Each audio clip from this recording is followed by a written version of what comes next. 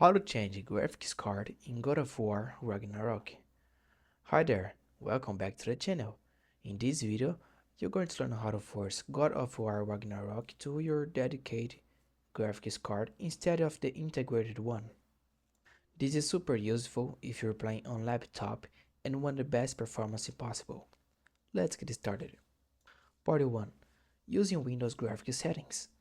Step 1. Right-click on your desktop and select Display Settings.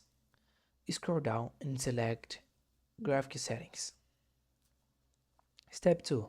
Under Choose an app to set preference, select Desktop app, then click Browse. Navigate to the folder where God of War is installed and select the game's exe file. Once it appears in the list, click on it and choose Options. Step 4. Select High Performance, which uses your dedicated GPU. Then click Save. Part 2. Using NVIDIA Control Panel.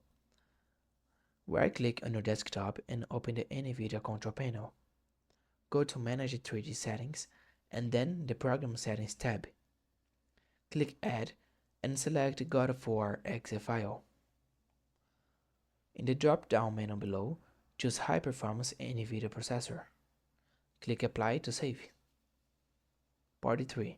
For AMD Radeon users, open AMD software. Go to Graphics, then Games and select God of War. Set the GPU preference to high performance. Extra tip: make sure your graphics drivers are up to date to avoid crashes and get the best performance possible. And that's it. That was a quick tutorial on how to make sure God of War Ragnarok uses your dedicated graphics card on your PC. If you found this tutorial helpful, please don't forget to like the video and subscribe to the channel for more tips like this. Thanks for watching, see you in the next one.